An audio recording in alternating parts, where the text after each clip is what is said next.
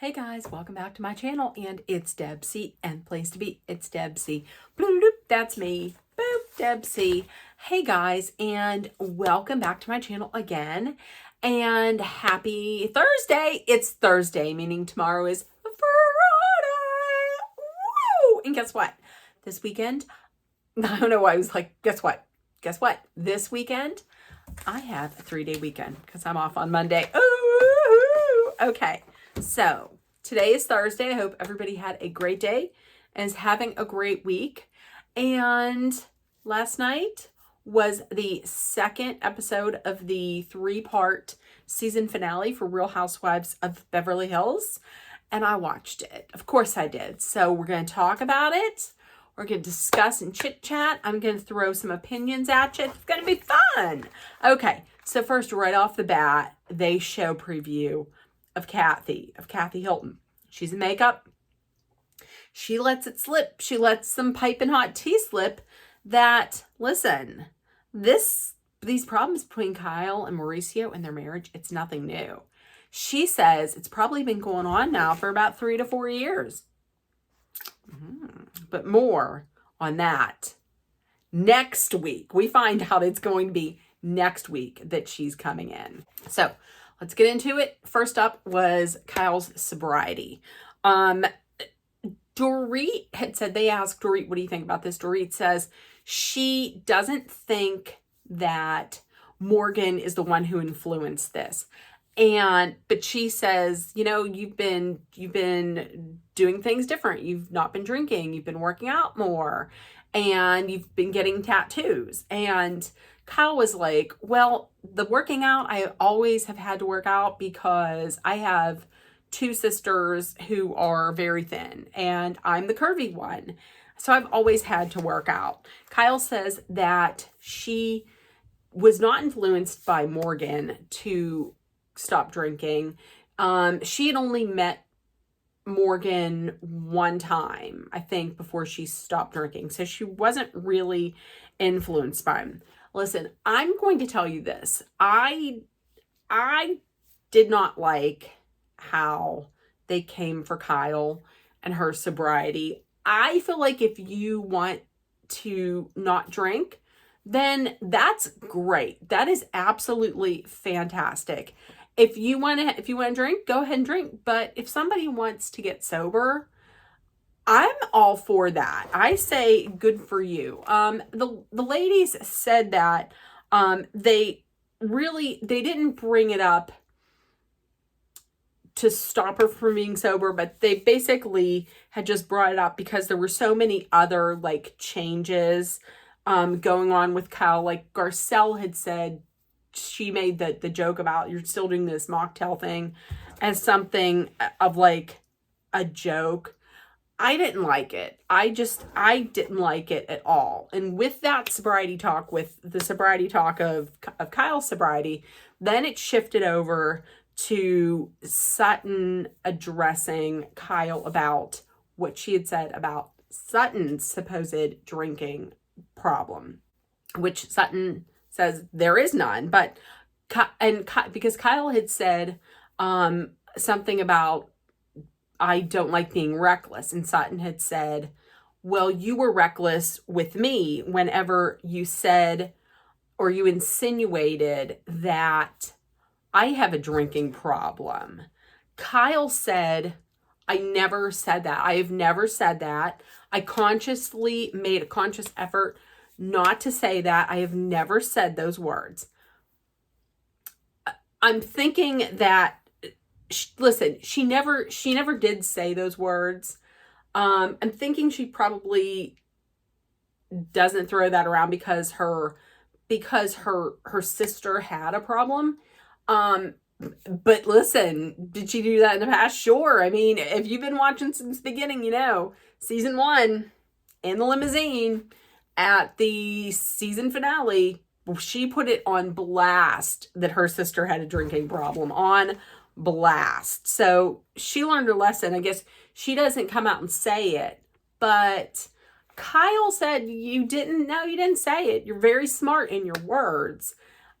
She didn't say it, but she did insinuate it, which Kyle and Dorit both kind of were saying, no, we didn't say it. We didn't insinuate it. They showed them talking.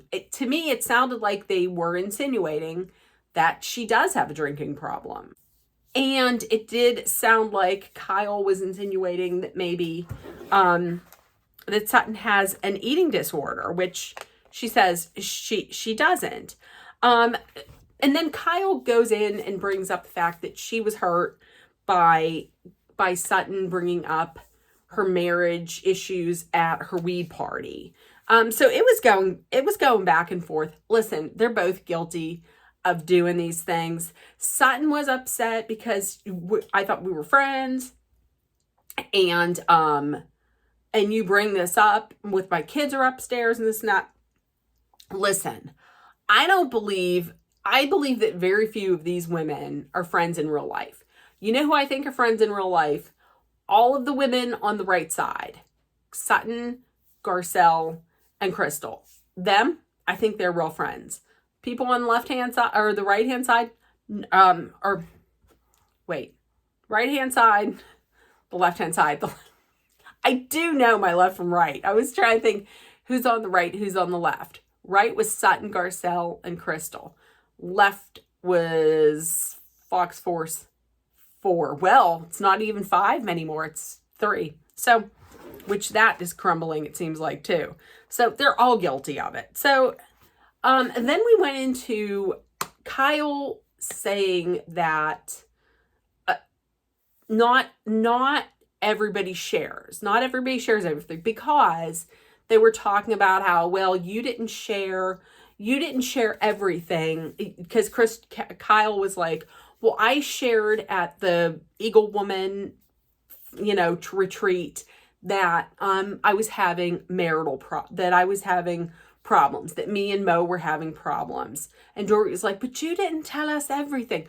Well, listen, I completely agree with Kyle. Kyle was at a point where she didn't know herself what was going on. Like, she was just figuring it out. So she told them what she could. And she says, I share everything. Some people don't. I felt like she was talking about, she was talking about Sutton, because after that she's like, I've been on here for 13 seasons. I've had kids grow up, go to school. My sisters have been on. I've lost friends. My marriage is in trouble. I've shared everything. What have you shared this season? That you got a horse and a dating coach. And, well, of course, you're going to have shared everything. You've been on for 13 seasons. Yes, we have seen everything because you've been on for 13 seasons. But listen, I really do feel like Sutton shared more this season. Sure, she bought a horse. Sure, she showed her quest of trying to find that second date, or to find the man, going on dates. But she also shared information about how it was with her ex-husband. She shared her friendship with Merce. She shared all of this. She talked about her esophagus, for Christ's sakes. So listen, I think we got a lot from Sutton. So I don't buy that not everybody shares. She shares. Crystal had mentioned to Dorit, because Andy had said, does anybody here think that Kyle was insinuating that, or thinks that Sutton has a drinking problem? And Crystal had said, I think Dorit does. And Dorit says that she doesn't know. She kind of repeated the question, and everybody on the right side was like, what happens when you repeat the question? When you repeat the question, you're just stalling for time. Dorit says, I don't know if she has a drinking problem. I don't know. She could have just very well been like, I don't think she has a drinking problem. But instead, she says that. Next, we had a viewer's comment. A viewer's comment was very interesting and was very spot on. Someone had said that they think that Denise was not upset about the comment at the barbecue by Erica, but instead was upset about the Brandy Glanville hookup rumors. And because Rinna and Teddy and Brandy weren't there, her target then was Erica. So that's why she went in on her at the weed dinner. That makes sense to me. That makes absolute sense to me. I completely agree. Then we talked about Dorit's package. Listen, once again, Andy yawning during Dorit talking. I get it. She is as long-winded and as boring of a turd as a boring turd could be. She's boring. And I'm going to tell you another thing.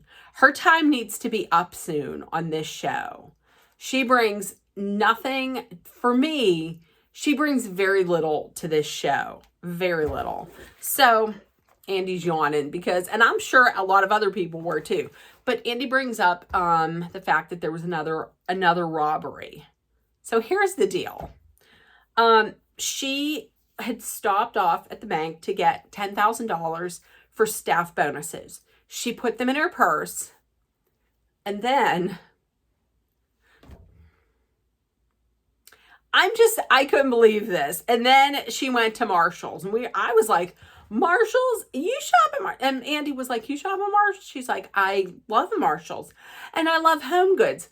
I'm calling bullshit. I don't think that she shops at Marshall's or Home Goods. There, I said it. I don't believe it. But anyways, okay. So she walks into Marshall's. She's flush with cash in her purse. Meanwhile, she didn't realize and recognize that there are like 3 guys following her into Marshall's. She needs to listen to Deb C and The Place to Be, because if she would know to number 1, what? Be aware of your surroundings. Always be aware of your surroundings. So she walks into Marshall's, flush with cash in her purse. She just puts it on her cart, turns her back, and they steal it. How, why, and why? Why are you going to put $10,000? Why are you not going to take the $10,000, go home, put it at home in a secure spot, and then go out and do your business? But instead, no. So another very odd situation. She's just out with $10,000 at Marshall's and it's stolen. So there's that. But then they had brought up the shade that Garcelle had given about the robbery. Remember when she was like, the only jewelry I notice is Dorit's because it wasn't stolen in the robbery or something like that. So looking at it now, looking at it in the past, it was some tea. It was a good mic drop moment. I can understand though how Dorit would be hurt by that, because it sounded like Garcelle was saying, I don't believe that she was robbed. So Garcelle says, listen, I believe that you were robbed. I never said that I didn't believe you were robbed. Garcelle, I was behind you this season whenever you stood on business, when everybody was offering up an apology, a flowery apology to Erica, because she just needed an apology from everybody. Everybody gave it to her except for you. I was so happy that you stood on business. I wish you would have stood on business on this one. I don't believe that that Garcelle believes there was a robbery. I don't know. I feel like when Garcelle said that in the confessional, that she thought there wasn't a robbery. That's it. Or it was orchestrated or something. I'm just saying. So she had said, once again, she said, I believe that you were robbed, but there's just a few things that seem off. There's some of the details were off. She's like what? She said, well, your ring.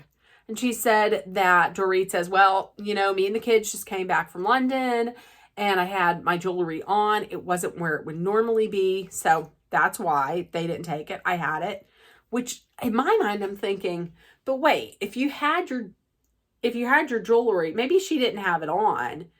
If she had it on, wouldn't they be like, and that's shit you got on too, bitch? Wouldn't they say that?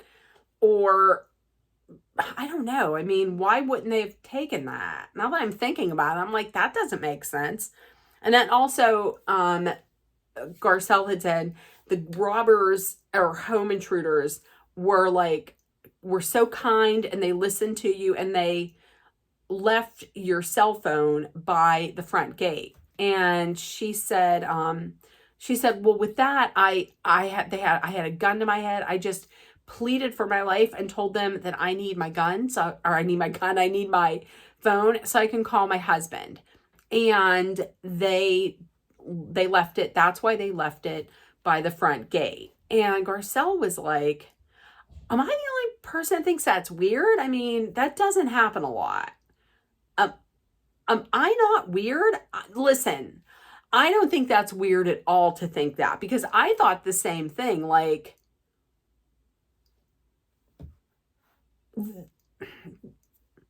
these these robbers, they came in, they invaded your home, they held a gun to your head, they called you a bitch, and they said they were going to kill you. Suddenly they were kind. I don't understand how they would have a kind spot in their body after, like they would have a gentle bone or a kind bone in their body. They were just threatening to kill you. And now they're kind and they are just like, well, of course we'll leave it here. I mean, we're not heathens. I don't understand. Andy brought up a good point though. Andy was like, well, phones do have trackers in them. So, and that's true. However, they could have taken the phone and thrown it someplace. I'm just saying, they could have taken it and like thrown it in the woods or thrown it someplace, or I don't know. But that didn't make any sense. But nobody else spoke up and was like, yeah, I think that's weird. People were like, well, things happen. I don't think that things happen at all. So next they're talking about the state of Dorit's marriage. Listen, she said that after filming stopped, things got progressively worse and they were bad. I guess they were the worst they had ever been. Boy George was in town, so PK stayed with him for a few weeks. So Andy was like, so you guys were living separately? She's like, no, we were not living separately. It was just like we had things at a place where, where things are, something like that. I don't get how, that means you're living separately. You're not living together in the same domicile. Do you like that word? They're not living in the same domicile, so they're not living under the same roof. So you're living separately. You're separate. I don't understand if she understands that word. So he says, well, how are things now? So there was this long, a very pregnant long pause, a very long pause. And she says, we're better than ever. Things are better than ever. Girl, nobody bought that. Ain't nobody bought that. I didn't buy that. I could tell that nobody on that stage, none of your castmates bought that. Ain't nobody that bought that. And I guarantee you, nobody out in the Bravo sphere bought it either. Put in the comments if you bought that, because I don't buy it. That is one couple right there. I think Erica Jane called that correct. They're not going to be, I'm going to tell you, they're not going to last. I can say that right now. If they call it quits, this person is not going to be surprised. Who's not going to be surprised? This lady right here, me. I will not be surprised. And then they talked about paperwork. Kyle just doesn't read any of the paperwork. Andy was like, have you met my friend Teresa Giudice? She's like, well, yes, my mother told me never trust a man and always read everything. But that fine print is so small. I don't read anything. And then Erica pipes in with, yeah, you don't have to read everything. You can trust. Oh, no, maybe you really shouldn't trust. Right? Don't take any kind of financial business, life advice when it has to do with business from Erica Jane. Just don't do it. So we circled back around to Kyle and Dorit yet again. I'm getting tired of this, and I'm getting tired of Kyle and Dorit. I feel like they need to get rid of Dorit. I feel like Kyle needs to take a break from the show. I mean, listen, I'm saying that because she needs to work on herself. She's been going through a lot in the public eye with her marriage. I think that it would be very beneficial to her to just take a step back, take a breather, get everything under control, and just get a little bit of herself back. That's what I'm saying. So they're talking about their friendship. So as it turns out, they had not talked for a little while, for a good while. Kyle said she was upset seeing things in the news, in like social media from Dorit, but she was really upset by the fact that regarding her marriage, that Dorit didn't call her to talk about it. And she waited until the cameras were up, and that's when she asked about the marriage, when the cameras were rolling. Now hold up a second. I'm just going to say this, Kyle. You're not great friends. I mean, we found that out. You two are not close friends. You're show friends. You're friends on the show. So why exactly would she call you? Why would you expect for her to call you? I mean, that doesn't make sense. I mean, you don't call her about things, obviously. So why does she have to call you? I mean, I'm just saying. And like I said, I'm done and over with these two. It's apparent they don't have a for real friendship. So I just feel like I need both of them off of the show. And coming out of this questioning and this package, Andy asks, are you guys, do you feel better with this? Kyle's like, I feel better. Dorit's like, I don't. And so Kyle's like, okay, well, we'll circle back to it in a little bit and we'll talk.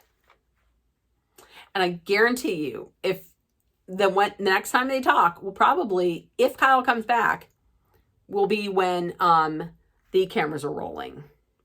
Because as much as she likes to say that Dorit does everything for the camera, honey, you've been in Hollywood for a long time.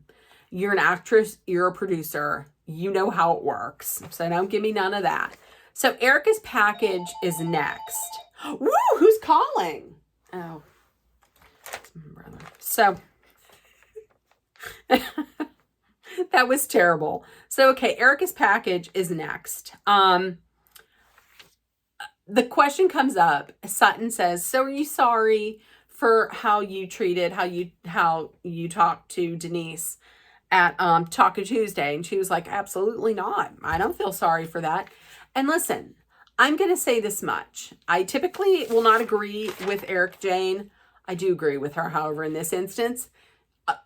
When you pick a fight with someone, especially Erica Jane, you can only be so lucky that when you poke that bear, that it doesn't come back at you 100 times stronger.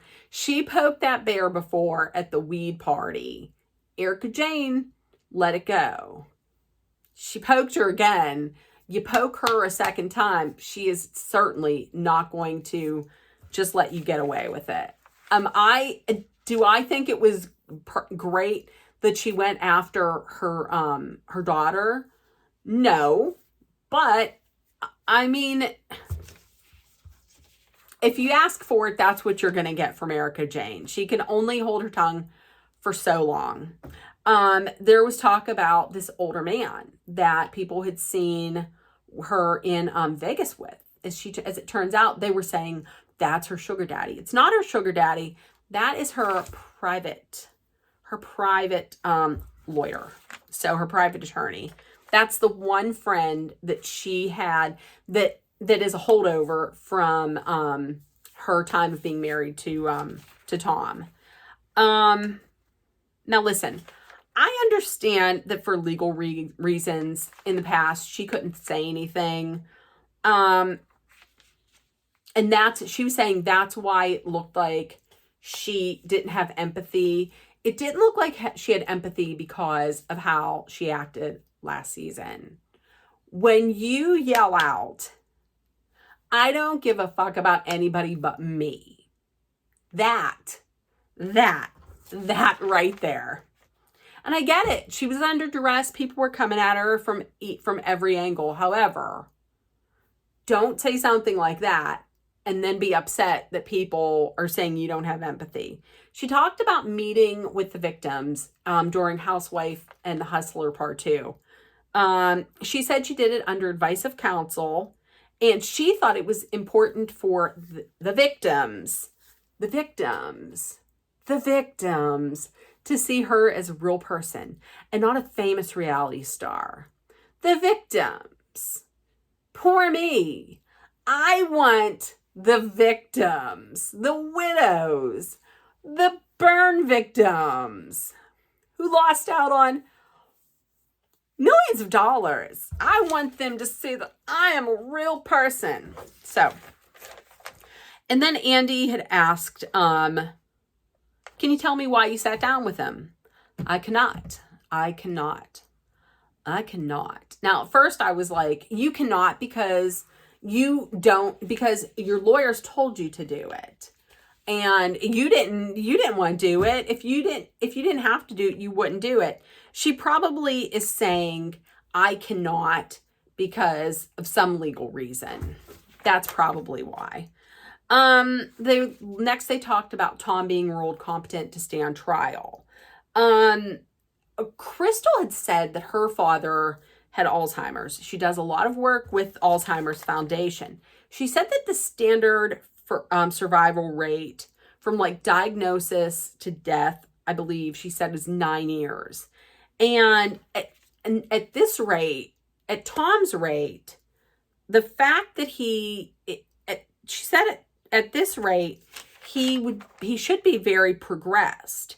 So it really doesn't make sense that he can stand trial. Like, something's not right. And the math isn't mathing. And Erica was like, well, if you're trying to say that if somebody's lying, he's lying, then just say it. She's like, I'm not saying anybody's lying. It just doesn't make sense. And then Garcelle was like, I understand what you're saying because, just 4 years ago to now, it doesn't make sense. She said, somebody has to be lying. And Erica was like, it has to be her that's lying. So here we go. Sutton's package. I'm going to tell you this much. Please, Bravo. Take 8.5 off and replace her with Avi. Please. Avi is a joy and such a snarky, sarcastic pleasure. Please do that. They're talking about Magic Mike. I'm just going to say, I love Sutton, but I don't believe it. I do not believe that she was upset because of the whole display at the YMCA. I don't think that's why. I think it's because she was expecting to get pulled up on stage. She wore pants. She brought a whole bunch of bills and she wore pants. And then she said, I fucking wore pants for no reason. That's why. They then talked about Mikey and some of the performers being on the elevator right at that very particular time that they were leaving. Erica was like, I didn't do it. I didn't set that up. And Dorit was really like, how would that be a setup? How could you set that up? That's impossible. It's not impossible. It could be done.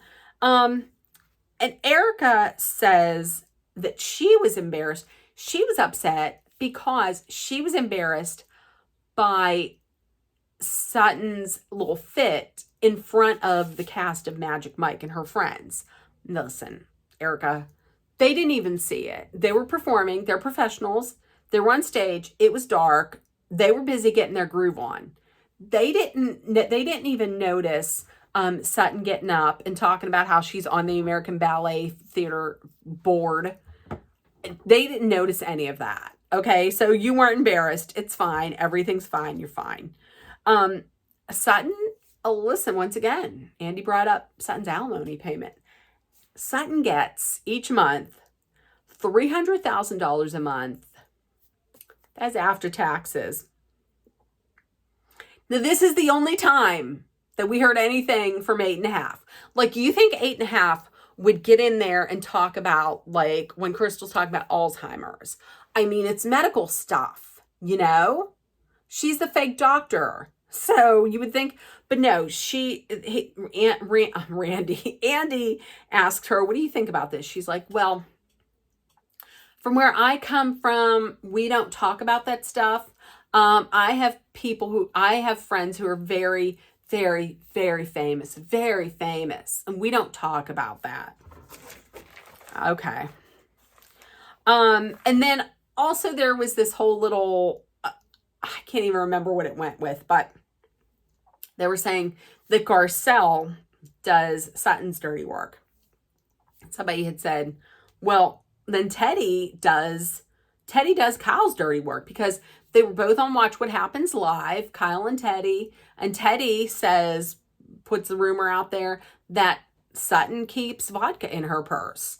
So she absolutely is her parrot, and she does her dirty work. So next week we have Kathy Hilton's going to be there. I don't know why Kathy Hilton's going to be there. I don't know if it's to give like a status update of how her relationship is with Kyle.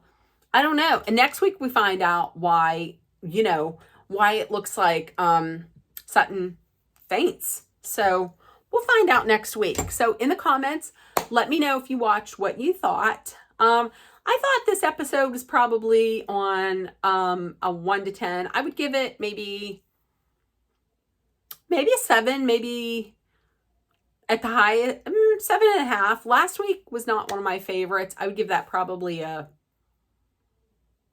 5, maybe.